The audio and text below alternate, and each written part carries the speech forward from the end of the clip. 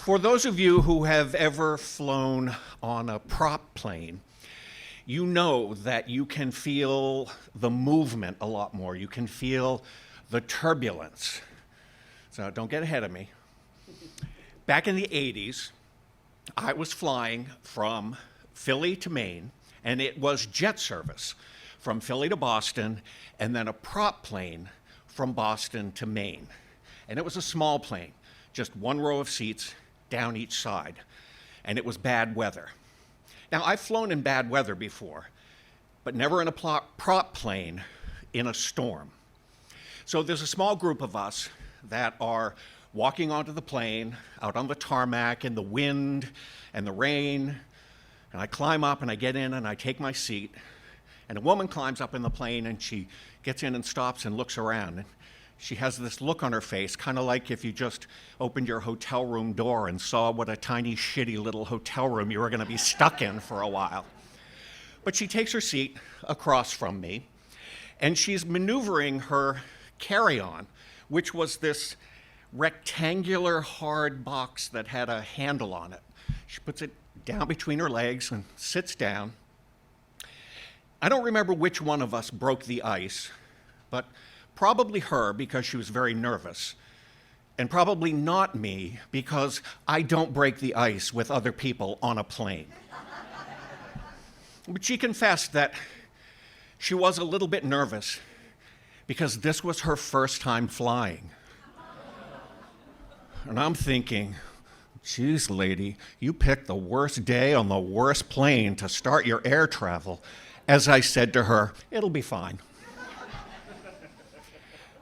So we're sitting there for a little bit. We're going to be getting ready to take off shortly.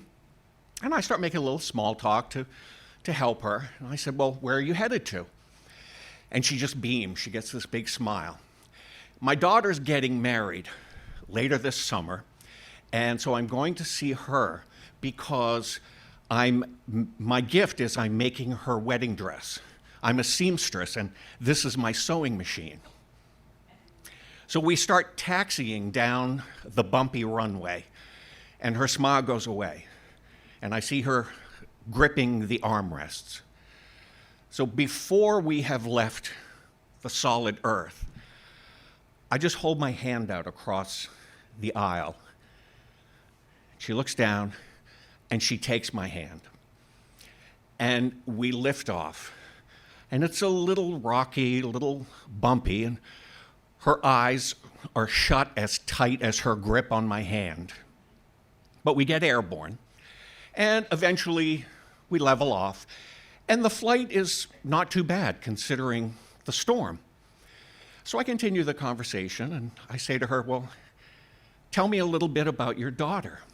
Well, the smile comes back, and I hear this very proud mom talk about the young woman that she raised as a single parent and all of the wonderful choices that this young woman has made, including the choice of fiancé. So we continue talking a little bit, and now we're starting to hit a little bit of turbulence. And even though it's kind of loud in the cabin, I lean over to her, and I'm trying to talk and keep the conversation going, and said, well, I hope that everything is going to go well with this, and I'm sure it's going to be a beautiful ceremony. And then we hit some turbulence. The conversation was a nice distraction, but now it's really rough. And I'm a little nervous because this plane is rocking. It's a small prop plane. So the conversation has stopped. Breathing has practically stopped. And eyes are shut tight, hands are held tight, and we just hold on to each other. And we get through it. And eventually, it settles in, we calm down. So I give her a minute to kind of compose herself, catch her breath. And I said, well, why don't you tell me about this dress. So she knew exactly what I was trying to do. And I think maybe I needed a little human conversation at that point as much as she did. So she starts to tell me about their vision for the dress. Well, eventually we land, and as we're getting off, she looks at me and she thanks me. And I pull out a piece of paper and I write my name and address, and I said, would you do me a favor? At some point, would you send me a picture of that dress? I'd love to see it. I will, she said.